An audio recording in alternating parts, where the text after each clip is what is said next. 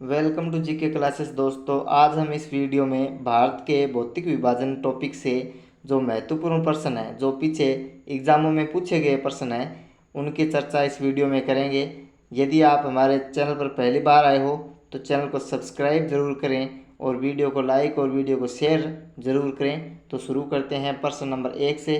प्रश्न नंबर 1 क्या कह रहा है कि भारत कितने प्राकृतिक प्रदेशों में बंटा हुआ है, या भारत कितने प्राकृतिक प्रदेशों में विभाजित है। तो कितने प्राकृतिक प्रदेशों में विभाजित है भारत, तो है 4। और वह 4 कौन कौन से है, तो एक हो गया उत्तर का विशाल पर्वतीय क्षेत्र। उत्तर का विशाल पर्वतीय क्षेत्र, उत्तर का विशाल पर्वतीय क्षेत्र जिसमें हिमालय वगैरह आ गए। और दूसरा हो गया उत्तर का विशाल मैदान। कौन सा, उत्तर का विशाल मैदान, जो गंगा यमुना नदी के जो क्षेत्र है वहाँ पे उसको कहते हैं उत्तर का विशाल मैदान। ठीक है। और तीसरा हो गया अपने यहाँ पे, तीसरा हो गया प्रायद्वीपीय पठार। प्रायद्वीपीय पठार जो भारत के दक्षिणी भारत में स्थित है, तो प्रायद्वीपीय पठार उसको कहते हैं। और ये तीसरा प्राकृतिक प्रदेश हो गया। ठीक है। और चौथा मैं आपको बताता हूँ कि उसका चौथा का नाम क्या है, तो उसको कहते हैं तट या द्वीप। तट या द्वीप। तो आप एक बार और रिपीट करो। पहला कौन सा हो गया, पहला हो गया उत्तर के पर्वतीय क्षेत्र। ठीक है। और दूसरा हो गया उत्तर का विशाल मैदान। और तीसरा हो गया प्रायद्वीपीय पठार। और चौथा हो गया तट या द्वीप। तो कितने प्राकृतिक प्रदेशों में विभाजित है भारत, तो 4 प्राकृतिक प्रदेशों में। अगला प्रश्न देखो दोस्तों, इनमें से कौन सा नवीन वलित पर्वत का उदाहरण है। तो देखते हैं। तो इनमें से हिमालय जो है ये नवीन वलित पर्वत का उदाहरण है। अगला प्रश्न देखो दोस्तों, हिमालय की रचना समांतर वलय श्रेणियों से हुई है। तो हिमालय की रचना समांतर वलय श्रेणियों से हुई है, यानी ऐसे हुई है। ये जो है इन रेखाओं को समांतर कहते हैं। तो इस क्षेत्र में हिमालय की समांतर वलयों की श्रेणी में रचना हुई है, जिसमें से प्राचीनतम श्रेणी कौन सी है। तो मैं बताता हूँ इनके नाम आपको। तो वह कौन कौन सी है जो समांतर वलय श्रेणियाँ हैं। तो एक तो ये हो गई जिसको अपन कहते हैं ट्रांस हिमालय। क्या कहते हैं, ट्रांस हिमालय। ट्रांस हिमालय इसको कहते हैं। और तिब्बत क्षेत्र भी इसका अन्य नाम है। ठीक है। और दूसरा हो गया भरत हिमालय। तो दूसरी जो ये समांतर श्रेणी है इसको कहते हैं भरत हिमालय। क्या कहते हैं, भरत हिमालय, या महान हिमालय इसका दूसरा नाम है। और तीसरी जो समांतर श्रेणी है उसका नाम हो गया लघु हिमालय। क्या हो गया, लघु हिमालय। तो लघु हिमालय तीसरी जो समांतर श्रेणी है, जिसको मध्य हिमालय भी कहा जाता है। ठीक है। और चौथा हो गया अपने शिवालिक श्रेणी, जो हिमालय के जो दक्षिण में है, दक्षिणतम जो श्रेणी है वह शिवालिक है। ठीक है। तो बाह्य या उप हिमालय इसको कहते हैं, शिवालिक श्रेणी को बाह्य या उप हिमालय इसको कहते हैं। तो कौन कौन से हुए दोस्तों, तो पहला हो गया ट्रांस हिमालय। ठीक है। और दूसरा हो गया भरत हिमालय। और तीसरा हो गया लघु हिमालय। और चौथा हो गया शिवालिक हिमालय। ठीक है। तो ये आपको ध्यान में रखना है। तो इस प्रश्न का उत्तर क्या होगा, इस प्रश्न का उत्तर होगा कि भरत हिमालय जो है इन समांतर वलय श्रेणियों में से सबसे प्राचीनतम श्रेणी है। ठीक है। तो ये आपको ध्यान में रखना है। अगला प्रश्न देखो दोस्तों, कौन सा भौतिक लक्षण सिंधु और गंगा नदी की घाटियों के बीच जल विभाजक का कार्य करती है। तो कौन सा जो भौतिक लक्षण है वो सिंधु और गंगा के बीच जल विभाजक का भांति कार्य करती है। तो ये होगी शिवालिक। शिवालिक जो क्षेत्र है, शिवालिक हिमालय है, ये एक तरफ तो इधर तो आ जाती है कौन सी नदी, ये आ गई सिंधु नदी जो मानसरोवर झील से निकलती है। ठीक है। और एक तरफ आ गई गंगा नदी। ठीक है। तो जो ये क्षेत्र जो है ना, ये इसको शिवालिक हिमालय कहा जाता है। तो इस प्रश्न नंबर 4 का ऑप्शन सी सही होगा। अगला प्रश्न देखो दोस्तों, महान सीमा भ्रंश किसको अलग करता है? प्रश्न में कहा गया है कि महान सीमा भ्रंश पृथक करता है, तो ये करता है शिवालिक हिमालय और लघु हिमालय को। ये हो गया अपना लघु हिमालय और ये हो गया अंतिम वाला शिवालिक हिमालय। तो ये जो लाइन है ना इसके बीच में, तो इसको कहते हैं मेन बाउंड्री फॉल्ट। तो क्या कहते हैं? MBF जिसको महान सीमा भ्रंश कहा जाता है। तो ये लघु हिमालय और शिवालिक हिमालय को अलग करता है। तो ठीक है, तो ऑप्शन ए इसका सही हो जाएगा। अगला प्रश्न देखो दोस्तों, नेपाल हिमालय किसके मध्य अवस्थित है? तो नेपाल हिमालय जो है ये है काली नदी और तीस्ता नदी के बीच स्थित है। तो एक तथ्य मैं आपको बताता हूँ दोस्तों, तो इस हिमालय का ना प्रादेशिक रूप से वर्गीकरण किया गया है, और इस प्रादेशिक रूप से जो वर्गीकरण किया गया है इसमें नदियों का आधार बनाया गया है। तो यहाँ पे देखते हैं, तो ये एक तो हो गई ये सिंधु नदी, ठीक है। ये अपन भारत का नक्शा बनाते हैं यहाँ पे रफली, तो देखते हैं।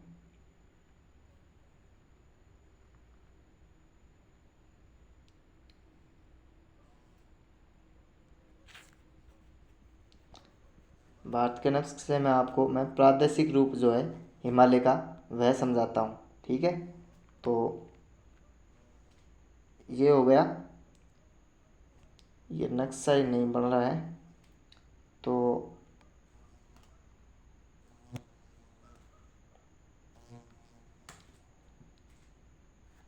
ये हो गया भारत का ऊपरी क्षेत्र। तो यहाँ से जा रही है सिंधु नदी, ठीक है, और यहाँ से आ रही है कौन सी? यहाँ से आ रही है सतलुज नदी, ठीक है। तो ये जो इसके बीच में जो हिमालय है ना, इस हिमालय को कहते हैं, इस हिमालय को कहा जाता है, कौन सा हिमालय कहा जाता है? तो इसको कहा जाता है पंजाब हिमालय। कौन सा हिमालय? पंजाब हिमालय। तो पंजाब हिमालय किन नदियों के बीच में है? तो एक तरफ तो आ गई सिंधु और एक तरफ आ गई कौन सी? ये आ गई अपने सतलुज। और यहाँ से जाती है एक नदी, कौन सी? तो ये नदी जाती है काली नदी, काली नदी जाती है। तो इसके बीच में एक हिमालय आ गया, तो इसको कहा जाता है कुमाऊं हिमालय। कौन सा हिमालय? कुमाऊं हिमालय इसको कहा जाता है। तो आगे देखो, आगे मैं बताता हूँ आपको कि ये मान लो भारत का मैप है, तो यहाँ पे अपन काली नदी तक आ गए थे, ठीक है। अब काली नदी के बाद में आ जाती है अपने यहाँ पे तीस्ता नदी। तो काली नदी और तीस्ता नदी के बीच जो है ये आ गया अपना नेपाल हिमालय। कौन सा हिमालय? नेपाल हिमालय। तो नेपाल हिमालय ये सबसे बड़ा हिमालय कहा जाता है। इन चारों हिमालय से जो प्रादेशिक रूप का जो वर्गीकरण किया गया ना नदियों के आधार पर, तो उनमें से ये नेपाल हिमालय जो है सबसे बड़ा हिमालय कहा गया है, ठीक है। और यहाँ पे तीस्ता नदी और ये अपना दिहांग नदी के मध्य आता है असम हिमालय। कौन सा हिमालय? असम हिमालय, ठीक है। तो ये आपको ध्यान में रखना है। तो देखते हैं, एक बार और रिपीट करते हैं। सिंधु और सतलज के बीच में कौन सा हिमालय? पंजाब हिमालय। और सतलज और काली नदी के मध्य कौन सा हिमालय? तो यह है कुमाऊं हिमालय। और काली नदी और तीस्ता नदी के जो बीच में हिमालय है उसको नेपाल हिमालय कहा जाता है। और इन प्रादेशिक रूप से जो वर्गीकरण किया गया है इनमें से सबसे बड़ा हिमालय नेपाल हिमालय को कहा जाता है। और जो है तीस्ता नदी और जो दिहांग नदी के मध्य जो हिमालय है कौन सा है? वह असम हिमालय। तो ये आपको ध्यान में रखना है। अगला प्रश्न देखो दोस्तों, कुमाऊं हिमालय किन नदियों के मध्य स्थित है? तो कुमाऊं हिमालय किन नदियों के मध्य स्थित है? तो ये एक तो होगी सतलज और एक होगी काली नदी। तो सतलज व काली नदी के मध्य कुमाऊं हिमालय स्थित है। अगला प्रश्न देखो दोस्तों, तीस्ता और दिहांग नदियों के बीच स्थित हिमालय का हिस्सा इस हिमालय के नाम से जाना जाता है। तो ये जाना जाता है असम हिमालय के नाम से। कौन सी नदियाँ आ गई इसमें? तो एक तरफ तो आ गई दिहांग जिसको ब्रह्मपुत्र नदी कहा जाता है, और एक तरफ आ गई तीस्ता नदी। तो इनके बीच जो हिमालय है ये असम हिमालय के नाम से जाना जाता है। तो ये आपको ध्यान में रखना है। अगला प्रश्न देखो दोस्तों, हिमालय के स्थान पर कौन सा सागर विद्यमान था? यानी प्राचीन समय में जब हिमालय यहाँ पे नहीं हुआ करता था तो उस समय कौन सा यहाँ पे सागर विद्यमान था? तो ये टेथिस सागर जो है ये विद्यमान था। तो टेथिस सागर के जो तल का जो कचरा था ना, वह कचरा जो इस हिमालय बनने के कारण वह कचरा ऊपर आ गया और वह कई करोड़ वर्षों से एक जगह रुकने के कारण वह जो चट्टानों का रूप ले लिया और वह बन गया हिमालय। तो ये आपको ध्यान में रखना है कि हिमालय बनने से पूर्व वहाँ पे कौन सा समुद्र था या सागर था? तो टेथिस सागर था। कौन सा? टेथिस सागर। अगला प्रश्न देखो दोस्तों, हिमालय में पीर पंजाल श्रेणी का एक भाग है। तो पीर पंजाल श्रेणी जो है ये मध्य हिमालय का भाग है। वैसे तो ये देखा जाए तो लघु हिमालय और मध्य हिमालय दोनों में ये पीर पंजाल श्रेणी जो है ये आती है। और ये पीर पंजाल श्रेणी ये ट्रांस हिमालय का भाग है। ट्रांस हिमालय में कौन कौन सी जो श्रेणियाँ वह आती है? तो एक तो आती है काराकोरम आती है, ठीक है। और एक आती है लद्दाख श्रेणी जो है ये भी ट्रांस हिमालय में आती है। और एक आती है जास्कर जो श्रेणी है, जास्कर श्रेणी भी ट्रांस हिमालय में आती है। और एक अंत में आती है, कौन सी? वह आती है पीर पंजाल। कौन सी? पीर पंजाल। तो ये पीर पंजाल जो है ना ये मध्य हिमालय और लघु हिमालय दोनों में इस पीर पंजाल श्रेणी का विस्तार है। तो ठीक है, ये आपको ध्यान में रखना है। अगला प्रश्न देखो दोस्तों, पीर पंजाल श्रेणी जिसका अंग है वह है। तो यहाँ पे आ गया मध्य हिमालय, दिया नहीं हुआ है तो लघु हिमालय आ गया। तो ये इसका ऑप्शन बी सही हो जाएगा। अगला प्रश्न देखो दोस्तों, भारत में दूसरा सर्वोच्च शिखर कौन सा है जो पूर्ण रूप से देश में स्थित है? तो भारत में दूसरा सर्वोच्च शिखर जो पूर्ण रूप से भारत में ही स्थित है तो ये कौन सा है? ये है नंदा देवी। कौन सा है? नंदा देवी जो सर्वोच्च शिखर जो है ये पूरी तरह से भारत में स्थित है और भारत में स्थित दूसरे नंबर का जो है शिखर है ये, ठीक है। अगला प्रश्न देखो दोस्तों,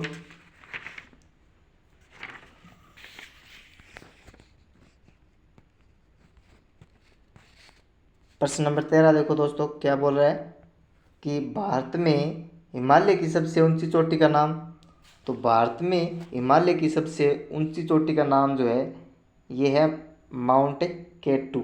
कौन सी? माउंट केटू जो है ये भारत में हिमालय की सबसे ऊंची चोटी है और ये वर्तमान में है पीओके जो क्षेत्र है कश्मीर का, पाक ऑक्युपाइड कश्मीर, वहाँ पर स्थित है। कौन सा? माउंट केटू, ठीक है। तो ये आपको ध्यान में रखना है, ये भारत में हिमालय की सबसे ऊंची चोटी मानी जाती है। अगला प्रश्न देखो दोस्तों, प्रश्न नंबर 14 क्या बोल रहा है? तो प्रश्न नंबर 14 बोल रहा है कि निम्नलिखित में से उत्तर दिशा की ओर के क्रम वाली पर्वत श्रेणी कौन सी है? तो उत्तर दिशा की ओर क्रम वाली पर्वत श्रेणी कौन सी है? तो यहाँ पे ये है, देखते हैं कि उत्तर दिशा की ओर से मतलब ऊपर से नीचे की ओर क्रम बताना है पर्वत श्रेणियों का जो ट्रांस हिमालय में। तो ऊपर ही ऊपर आ गया कौन सा? ये आ गया पीर पंजाल। और दूसरे नंबर पर जास्कर सही है। तीसरे पे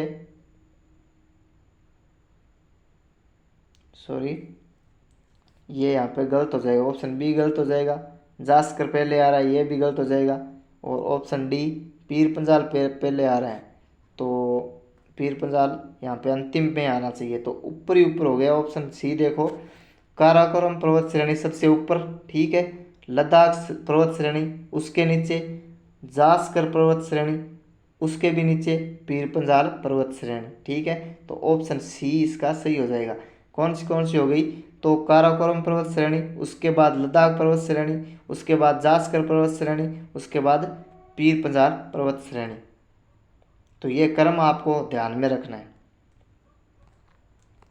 अगला प्रश्न देखो, प्रश्न नंबर 15, गारो पहाड़ियाँ भारत के किस भाग में स्थित है? तो ये गारो जो पहाड़ियाँ हैं ये भारत के मेघालय राज्य में स्थित है और ये भारत के उत्तर पूर्व क्षेत्र में स्थित है। ठीक है। अगला प्रश्न देखो दोस्तों, निम्नलिखित में से कौन सी उत्तर पूर्व भारत में स्थित एक पहाड़ी नहीं है? तो इनमें से बताना है कि उत्तर पूर्व में कौन सी एक पहाड़ी स्थित नहीं है। तो देखते हैं, गारो, ये मेघालय राज्य में है। गारो, खासी, जयंतिया, ये तीनों मेघालय राज्य में है। महेंद्रगिरी जो है ना पहाड़ी, ये मेघालय राज्य में नहीं है। तो ऑप्शन ए इसका सही हो जाएगा। अगला प्रश्न देखो दोस्तों, प्रश्न नंबर 17, नेपाल हिमालय किसके मध्य स्थित है? तो मैंने अभी आपको बताया था कि नेपाल हिमालय जो है ये काली नदी और तीस्ता नदी के मध्य स्थित है, और यह प्रादेशिक रूप से जो विभाजन किया गया है नदियों की सीमाओं के आधार पर, उनमें से सबसे बड़ा हिमालय नेपाल हिमालय को माना जाता है। ठीक है। तो एक बार अपन और चर्चा कर लेते हैं। ऊपरी ऊपर कौन सी आ गई नदी? तो ये आ गई सिंधु नदी। उसके बाद आ गई सतलज नदी। तो ये हिमालय जो है ये पंजाब हिमालय हो गया। ठीक है। और सतलज के बाद में आ गई काली नदी, और ये बीच में जो हिमालय है इसको कहते हैं कुमाऊं हिमालय। और काली नदी और तीस्ता नदी के मध्य ये आ गया अपना नेपाल हिमालय, जो सबसे बड़ा हिमालय माना जाता है। और यहाँ पे तीस्ता नदी और दियांग नदी के मध्य आ गया असम हिमालय। कौन सा हिमालय? असम हिमालय। तो ये आपको ध्यान में रखना है। तो यहाँ पे पूछा क्या गया है कि नेपाल हिमालय किन नदियों के मध्य स्थित है? तो काली और तीस्ता नदियों के मध्य स्थित है। अगला प्रश्न देखो, कुमाऊं हिमालय नदियों के मध्य स्थित है। तो कुमाऊं हिमालय कौन सी नदियों के मध्य स्थित है? तो एक तरफ तो आ गई सतलुज और एक तरफ आ गई काली नदी। तो सतलुज और काली नदी के मध्य कौन सा हिमालय है? कुमाऊं हिमालय। तो ऑप्शन सी इसका सही हो जाएगा। अगला प्रश्न देखो दोस्तों, तीस्ता और दियांग नदियों के बीच स्थित हिमालय का हिस्सा हिमालय के रूप में जाना जाता है। तो किस नाम से जाना जाता है? तीस्ता और दियांग नदियों के बीच जो हिमालय है वह असम हिमालय के नाम से जाना जाता है। आज का अंतिम प्रश्न दोस्तों, ये प्रश्न रिपीट हो गया है कि हिमालय के स्थान पर कौन सा सागर विद्यमान था? तो ये था टेथिस सागर। हिमालय बनने से पहले यहाँ पे कौन सा सागर था? तो टेथिस सागर यहाँ पे स्थित था। तो धन्यवाद दोस्तों, आज के लिए इतना ही। वीडियो अगर अच्छा लगा है तो वीडियो को लाइक और वीडियो को शेयर ज़रूर करें, और यदि आप हमारे चैनल पर पहली बार आए हो तो चैनल को सब्सक्राइब ज़रूर करें, जिससे आगे आपको मैं भारत के जो मुख्य टॉपिक है उनका जो जीके या उनके जो महत्वपूर्ण प्रश्न है वह मैं आपको करवा सकूं, और आपको इंडिया जीके में कहीं समस्या ना आए। तो इसके लिए आप हमारे चैनल को सब्सक्राइब ज़रूर करें। तो जय हिंद, जय राजस्थान।